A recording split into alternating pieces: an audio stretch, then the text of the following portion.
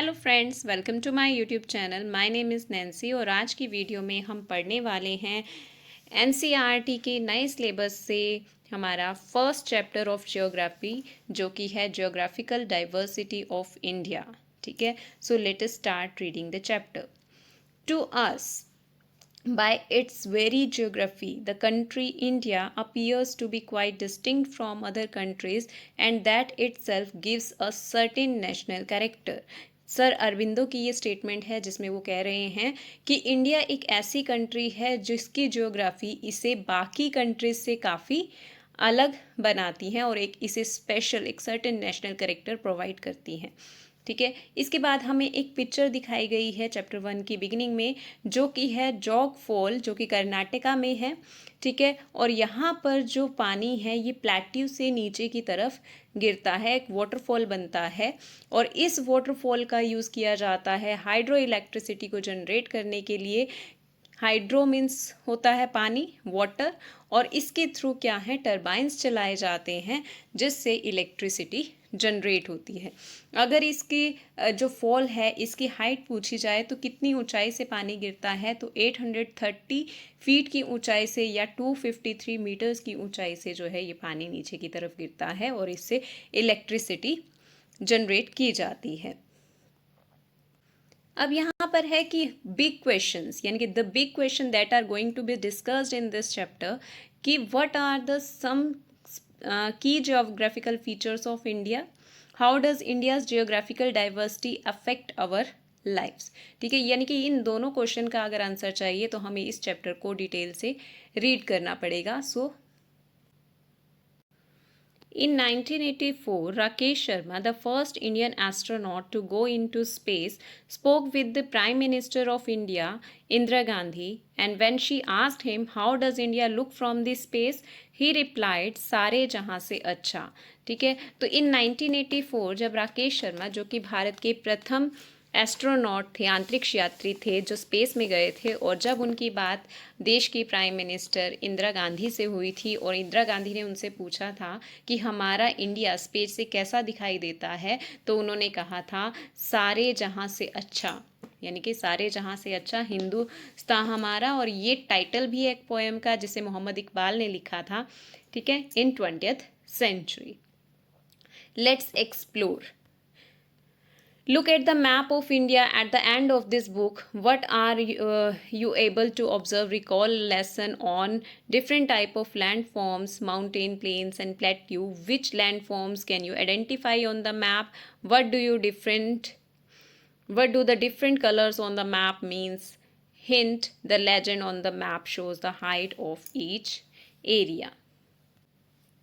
इस बुक के एंड में आपको दो मैप्स दिए गए हैं, एक आपका जियोग्राफिकल यानी कि फिजिकल मैप है और दूसरा आपका पॉलिटिकल मैप है। जो फिजिकल मैप होता है उसके ऊपर क्या शो किया जाता है, डिफरेंट लैंड फॉर्म्स शो किए जाते हैं, जैसे माउंटेन्स, प्लेन, प्लेट्यूज, डेजर्ट। ठीक है, और इसी तरह से जो पॉलिटिकल मैप होता है वो कंट्री के डिफरेंट स्टेट्स की बाउंड्रीज को शो करता है। ठीक है, तो at the end of the book आपको ये एक मैप दिया गया है जो कि है आपका जियोग्राफिकल मैप या फिजिकल मैप बोल देते हैं। इसमें हमें डिफरेंट लैंड फॉर्म्स शो की गई हैं, जैसे ये वाला ब्राउन वाला एरिया जो है आपको सारा हिमालयन माउंटेन का एरिया शो करता है। ठीक है, इसके नीचे ये आपके गिगेंटिक प्लेन आ जाते हैं, गंगा सिंधु को जो गंगा नदी का जो मैदान का एरिया है। इधर आपको great Thar desert, great Indian desert देखने को मिलता है, और ये रहा आपका प्लेट्यू का रीजन। ठीक है, अभी जो हमने जोगफॉल पढ़ा था वो यहीं लाई करता है, और इसके साथ साथ ये जो एरिया रहेगा ये सब क्या है आपका कोस्टल लैंड, और इसके साथ साथ ये रहे हमारे Andaman and Nicobar island and Lakshadweep. तो ये है हमारा फिजिकल मैप जिसमें हम डिफरेंट कलर्स के साथ डिफरेंट लैंड फॉर्म्स को शो करते हैं। ठीक है, as you go through this chapter, remember to refer periodically to this physical map, यानी कि जैसे जैसे हम चैप्टर को रीड करने वाले हैं, क्योंकि ये जियोग्राफी ऑफ इंडिया को शो कर रहा है, तो हमें बार बार क्या है मैप को देखकर आइडिया लगाना पड़ेगा कि हाँ ये जियोग्राफिकल फीचर इस एरिया में लाई करता है। ठीक है, सो अब पढ़ते हैं इंडिया के बारे में इन्होंने क्या आगे इन्फॉर्मेशन दी है। India is the 7th largest country in the world and a part of Asia. ठीक है, एशियन कॉन्टिनेंट का पार्ट है। अब आपसे पूछा जाता है कि इंडिया एशिया की कौन सी साइड पर लाई करता है, तो याद रखिएगा इंडिया जो है एशियन कॉन्टिनेंट के साउदर्न साइड पर लाई करता है। और इंडिया अपनी नेबरिंग कंट्रीज के साथ जैसे पाकिस्तान, बांग्लादेश, नेपाल, भूटान, श्रीलंका, म्यांमार, इन सब से मिलकर एक सब कॉन्टिनेंट को फॉर्म करता है जिसे इंडियन सब कॉन्टिनेंट कहा जाता है। ठीक है, तो सब continent since it is a part of a continent of Asia, इस सभी एरिया को, एक बड़े लैंड मास को हम कॉन्टिनेंट कहते हैं। तो इंडिया और इन कंट्रीज को, क्योंकि ये अपने डिस्टिंक्ट लैंड फॉर्म बनाती हैं, इसलिए इसे सब कॉन्टिनेंट का नाम दिया गया है, जिसमें पाकिस्तान, बांग्लादेश, नेपाल, भूटान, श्रीलंका और म्यांमार है। क्योंकि ये एशियन कॉन्टिनेंट का पार्ट है, इसीलिए इंडियन सब कॉन्टिनेंट इसे नाम दिया गया है।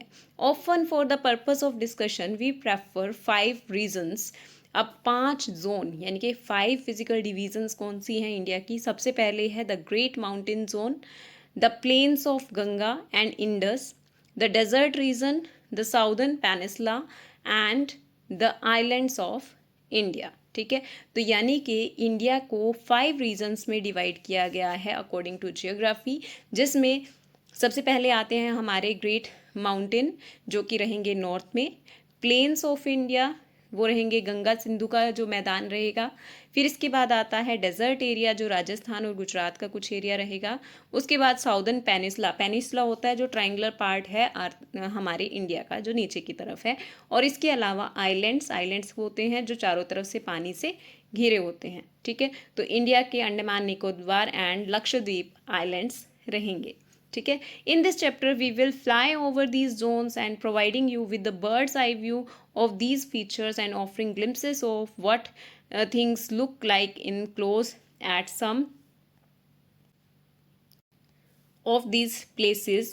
It would be difficult to go into these details at this stage since you will soon see India is large and diverse. ठीक है, तो यानी कि अब इस चैप्टर में हम एक बर्ड्स आई व्यू, एक ओवरऑल व्यू लेंगे इन सभी लैंड एरियाज़ का, कैसे ये डेवलप हुए और इनके क्या स्पेशल फीचर्स हैं।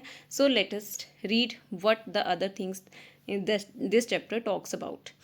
The Himalayan mountain ranges stand at the natural barrier in the north, while Thar Desert and Arabian Sea marks its western limit. To the south, Indian Ocean and to east, Bay of Bengal form a natural boundary. इसे map से समझते हैं। इसमें क्या बताया गया है कि हमारी जो नॉर्दर्न पार्ट है, नॉर्दर्न जो बाउंड्री है वो उसकी जो नेचुरल बाउंड्री जो कहेंगे वो किससे बनी हुई है, हिमालयन माउंटेन रेंज से। वेस्ट में यहाँ पर आपका रहेगा ग्रेट डेजर्ट ऑफ इंडिया, और उसके अलावा यहाँ पर रहेगा अरेबियन सी जो इसको नेचुरल बाउंड्री प्रोवाइड करता है in north and in western side. इसके साउथ में रहेगा इंडियन ओशन और इसकी ईस्टर्न साइड पर आपका बे ऑफ बंगाल रहेगा। ठीक है, यानी कि चारों तरफ से हमें एक नेचुरल बाउंड्री मिली है जो हमें दूसरी कंट्रीज़ के अटैक से हमारी जो सेफ्टी करती हैं।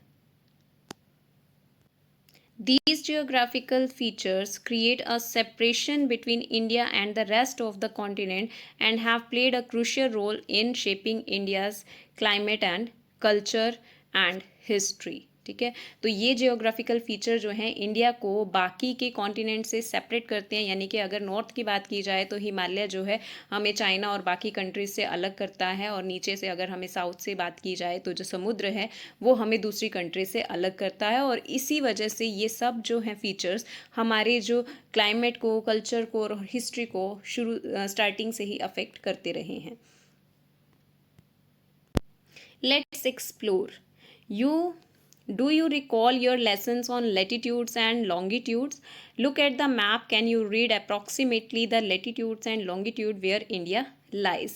ठीक है, अब यहाँ पर वो कह रहा है कि अपने जो पिछले लेसन्स हम जो प्रीवियस क्लासेस में रीड करके आए हैं लॉन्गिट्यूड और लैटिट्यूड, उसको याद कीजिए और मैप पर लोकेट कीजिए कि इंडिया किस लैटिट्यूड और किस लॉन्गिट्यूड के बीच में लाई करता है।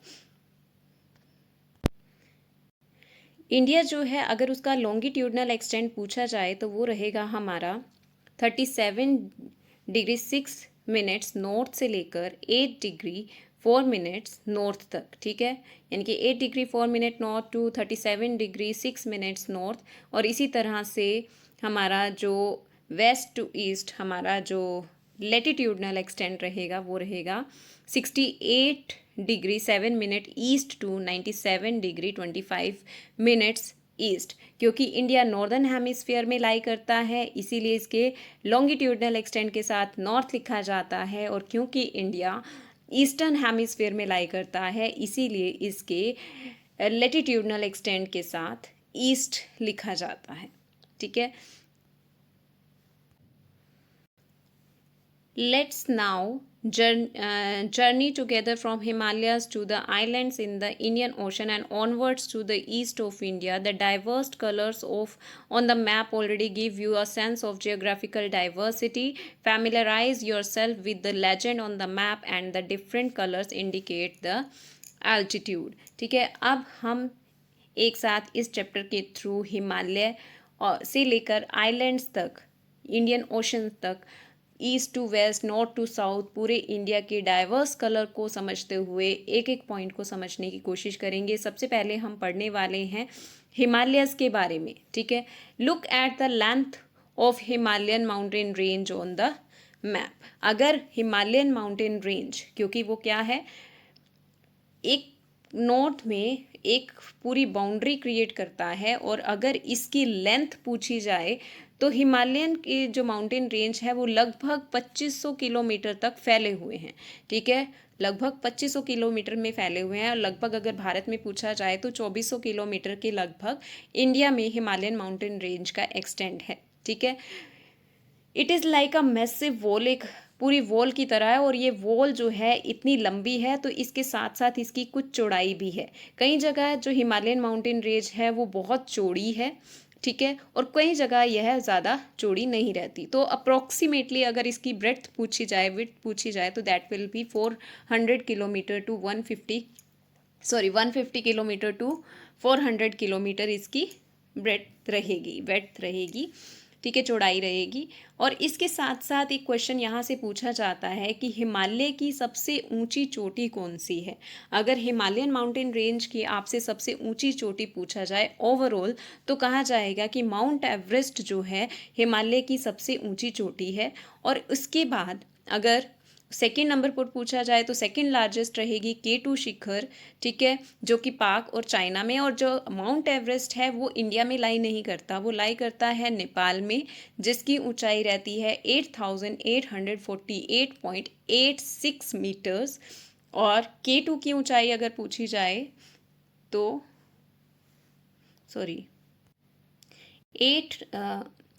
8611 किलोमीटर जो रहेगी वो K2 की ऊंचाई रहेगी। और इंडिया में अगर पूछा जा रहा है कि हिमालय की सबसे ऊंची चोटी कौन सी है, तो वो रहेगी कंचनजंगा, जो कि सिक्किम में लाई करता है। और इसकी ऊंचाई जो रहेगी वो हमारी रहेगी 8586, ठीक है, 8586, ठीक है, 8586 मीटर हाइट रहेगी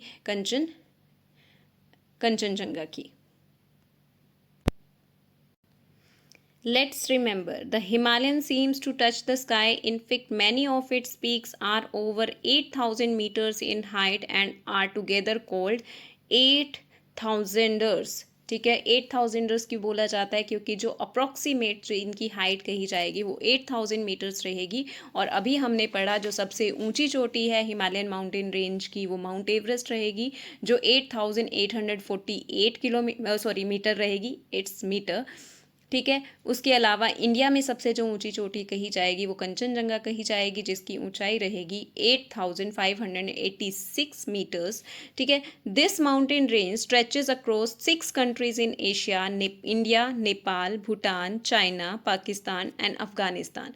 यानी कि हिमालयन माउंटेन रेंज सिर्फ इंडिया में लाई नहीं करती है। मैंने पहले ही बोला था कि इसकी जो लगभग लंबाई रहती है वो 2500 किलोमीटर रहेगी। और अगर इंडिया में पूछा जाए तो इंडिया में लगभग 2400 किलोमीटर इसकी लंबाई रहती है, ठीक है। नेक्स्ट है, in summers the snow on the mountain melts and feeds major rivers such as Ganga, Indus and Brahmaputra. ठीक है, अब हमारी जो मेन नदियां हैं जिसमें गंगा, इंडस और ब्रह्मपुत्र रहती हैं, उन सब का वाटर सोर्स क्या रहेगा?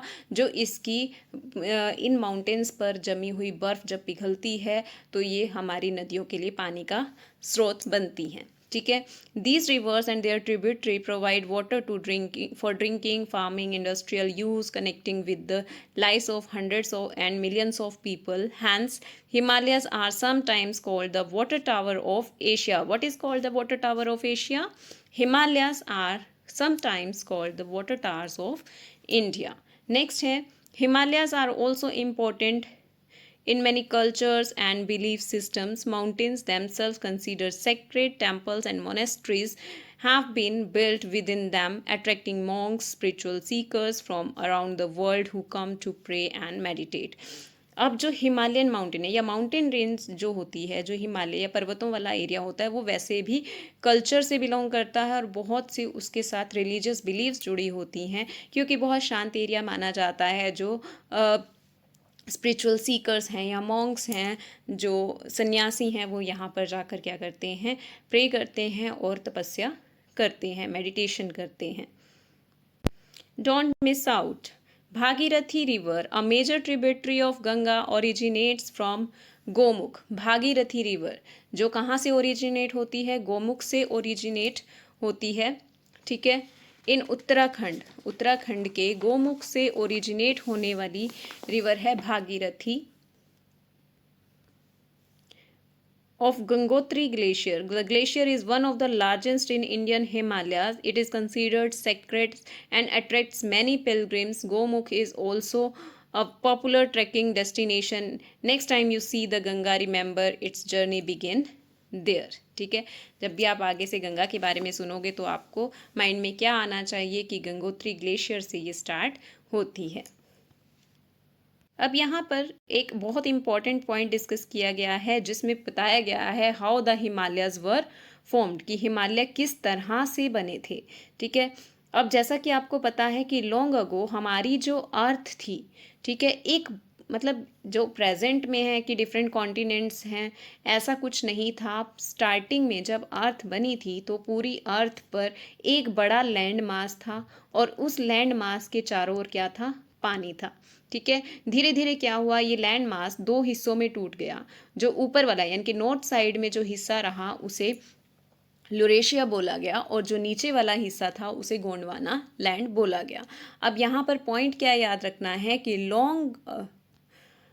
long time ago India was a part of a much bigger land mass called Gondwana. अब आपको पता चल गया गोंडवाना लैंड क्या था। जब अर्थ पर जो लैंड मास था दो हिस्सों में टूटा, यूरेशिया और गोंडवाना। जो गोंडवाना था वो साउदर्न हेमिस्फीयर का पार्ट था, इंडिया भी गोंडवाना लैंड का ही पार्ट था। अब क्या हुआ? धीरे धीरे ये हिस्सों में टूटना शुरू हो गया और where its neighbour was Africa, यानी कि गोंडवाना लैंड में इंडिया किस से जुड़ा हुआ था, किसका पड़ोसी था? अफ्रीका का था। धीरे धीरे इंडिया जो है खिसकता चला गया नॉर्थ की तरफ। ठीक है, slowly started moving towards north.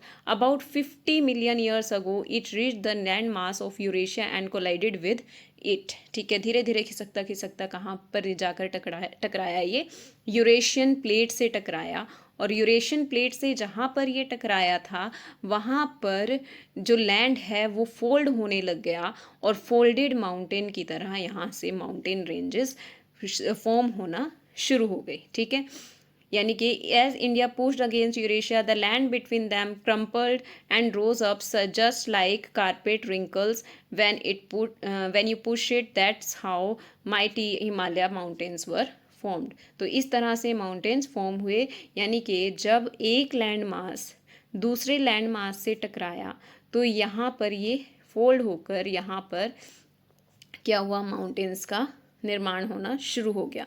Amazingly India is still pushing it to Asia today very slowly. और आप जानकर हैरान होंगे कि इंडिया जो है अब भी धीरे धीरे बहुत ज़्यादा स्लोली क्या है पुश कर रहा है एशियन कॉन्टिनेंट को। और जो हिमालयन माउंटेन है वो धीरे धीरे क्या हो रहे हैं? उनकी हाइट बढ़ती जा रही है। About 5 centimetres 5 centimeters each year, which is much slower than the rate at which your hair grow. जितनी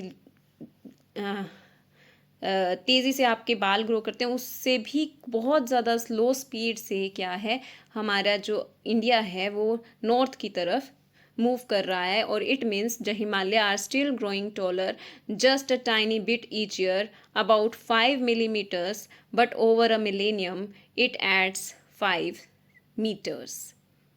तो यानी कि ये धीरे धीरे क्या है, हिमालयन जो है ऊपर उठता जा रहा है और लगभग 5 मिलीमीटर्स वो एक साल में उठता है ऊंचा, और एक मिलेनियम में वो 5 मीटर्स की ऊंचाई को प्राप्त करता है. अब हिमालय वर्ड का मीनिंग, हिमालय जो है दो वर्ड से मिलकर, दो संस्कृत के शब्दों से मिलकर बना है, जो है हिम प्लस आल्य. ठीक है, हिम का मतलब होता है स्नो और आल्य का मतलब होता है अबोर्ड या फिर घर. ठीक है, तो हिम का घर, abode of snow, is the meaning of Himalaya. अब इसके बाद पॉइंट इन्होंने दिया है, Himalayas are broadly categorised into 3 major ranges. जो हिमालय है उसे 3 मेजर रेंजेस में डिवाइड किया गया है. यानी कि हिमालय की जो माउंटेन रेंज हैं 1, 2 एंड 3 कैटेगरीज में, 3 रेंजेस में इसे डिवाइड किया गया है. जो सबसे पहली माउंटेन रेंज है इसे क्या कहा जाता है, इसे हिमाद्री कहा जाता है या ग्रेटर हिमालय कहा जाता है. ठीक है, सबसे पहली हो गई हिमाद्री या ग्रेटर हिमालय. फिर इसके बाद जो माउंटेन रेंज आती है इसे हिमाचल हिमालय, लोअर हिमालय कहा जाता है. और उसके बाद मतलब पूरे साउथ में, इसके सबसे साउथ में आपके पास आती है शिवालिक माउंटेन रेंज. ठीक है, सबसे पहले नंबर पर आ गई हमारी ग्रेटर हिमालय, सेकेंड नंबर पर आ गई हमारी हिमाचल हिमालय या लोअर हिमालय, और थर्ड नंबर पर आ गई हमारी शिवालिक हिल्स. यानी कि सबसे नॉर्थ की रेंज पूछी जाए तो हिमाद्री रहेगी, और सबसे साउथ की रेंज पूछी जाए तो शिवालिक रहेगी. ठीक है, हिमाद्री जिसे ग्रेटर हिमालय कहा जाता है, are the highest and the most rugged part of the range, home of towering peaks like Mount Everest, Kanchenjunga. ठीक है, this region remain snow covered throughout the year, life here is tough and there are not many human settlement. यानी कि अब इस part में क्या important याद रखने वाला है कि इसी पार्ट में हमारी highest mountain peak of Himalayas Mount Everest lie करती है, जो किस कंट्री में है, नेपाल में है. ठीक है, और it is the place that is mostly covered with snow through out the year. पूरा साल लगभग बर्फ़ से ढका रहता है और यहाँ पर बहुत कम ह्यूमन सेटलमेंट्स देखने को मिलती हैं. उसके बाद आता है हमारा हिमाचल हिमालय. हिमाचल हिमालय जिसको लोअर हिमालय भी कहा जाता है, lie south of the greater Himalaya, greater Himalaya के साउथ में लाई करता है. हैव मॉडरेट क्लाइमेट, ज़्यादा बर्फ़ से नहीं ढका रहता, अच्छा मौसम होता है. Allowing rich biodiversity and human habitation, क्योंकि मौसम यहाँ बहुत अच्छा होता है इसलिए यहाँ पर बायोडाइवर्सिटी यानी कि अलग अलग तरह के एनिमल्स, अलग अलग तरह के प्लांट्स यहाँ पर देखने को मिलते हैं. और यहाँ का जो ह्यूमन हैबिटेशन है वो भी काफ़ी रिच है. Popular hill stations like Nainital जो कि उत्तराखंड में है, दार्जिलिंग इन वेस्ट बंगाल, शिमला हिमाचल प्रदेश, मसूरी उत्तराखंड, ये सभी टूरिस्ट प्लेस जो हैं हमारे कहाँ लाई करते हैं, लोअर हिमालय में. इसके बाद आता है हमारा शिवालिक हिल्स. शिवालिक हिल्स को आउटर हिमालय भी कहा जाता है. फ्रॉम द आउटर मोस्ट या lowest range consisting of rolling hills, dense forest, these foothills are rich in wildlife, serving as the transition zone between Himalaya and the Gangetic Plain, also called Northern Plains. यानी कि शिवालिक जो हिल है वो सबसे lowest mountain range है. यहाँ के जो माउंटेन्स हैं वो बहुत ज़्यादा ऊंचाई के नहीं हैं. यहाँ पर भी मौसम अच्छा होता है और यहाँ पर बहुत ज़्यादा वाइल्ड लाइफ देखने को मिलती है. यानी कि अलग अलग स्पीशीज़ के एनिमल्स यहाँ पर आपको देखने को मिलते हैं. और it is a transition zone, यानी कि यहीं से हिमालय और जो गंगा नदी का मैदान है वो अलग होता है. यानी कि नॉर्दर्न प्लेन और हिमालय, ठीक है, नॉर्दर्न प्लेन और हिमालय के बीच को सेपरेट करने का काम कौन सी करती हैं, शिवालिक हिल्स करती हैं.